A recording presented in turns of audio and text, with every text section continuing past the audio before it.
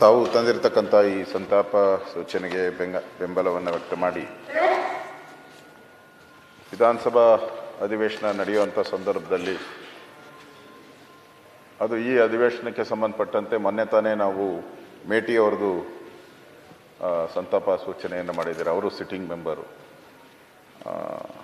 ಇವರು ಶಾಮನೂರು ಶಿವಶಂಕರಪ್ಪನವರು ಅಷ್ಟೇ. ಅವರೆಲ್ಲರಿಗೂ ಮೊದಲಿಂದಾನೇ ಹೇಳ್ತಾ ಇದ್ರು, ನಾನು ಕೊನೆವರೆಗೂ ಅವ್ರು ಯಾವಾಗ ರಿಟೈರ್ಡ್ ಆಗ್ತೀಯ ಅಂತ ಹೇಳಿದ್ರೆ, ಇಲ್ಲ ನಾನು ಬದುಕಿರೋವರೆಗೂ ನಾನು ಅಧಿಕಾರದಲ್ಲಿ ಇರಬೇಕು ಅನ್ನೋ ಮಾತನ್ನ ನಿಲ್ತೀನಿ ಅಂತ ಹೇಳ್ತಾ ಇದ್ರು. ಇನ್ನೊಂದು ಎಲೆಕ್ಷನ್ ನಿಲ್ತೀನಿ. ಹೌದು, ಇನ್ನೊಂದು ಈಗಲೇ ಅವ್ರಿಗೆ 95 ವರ್ಷ, ಇನ್ನೊಂದು ಎಲೆಕ್ಷನ್ ನಿಲ್ತೀನಿ ಅಂತಲೂ ಕೂಡ ಹೇಳ್ತಾ ಇದ್ರು.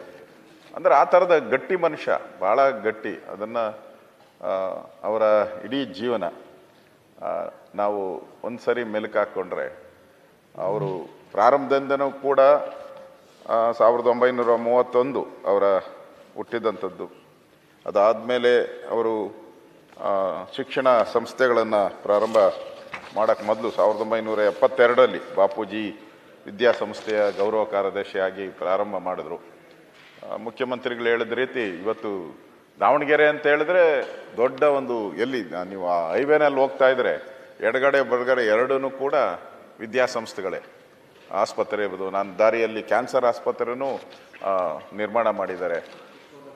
ವಿಶ್ವರಾಧ್ಯ ಕ್ಯಾನ್ಸರ್ ಆಸ್ಪತ್ರೆಯನ್ನು ಪ್ರಾರಂಭ ಮಾಡಿದ್ದಾರೆ.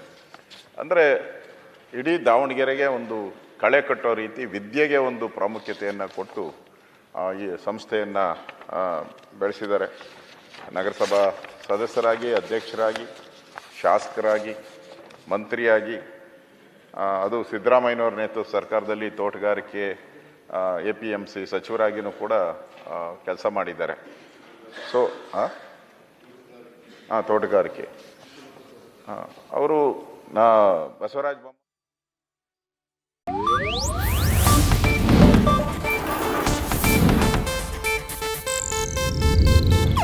ಇದು ಏಷ್ಯಾನೆಟ್ ನ್ಯೂಸ್ ನೆಟ್ವರ್ಕ್ ಪ್ರಸ್ತುತಿ.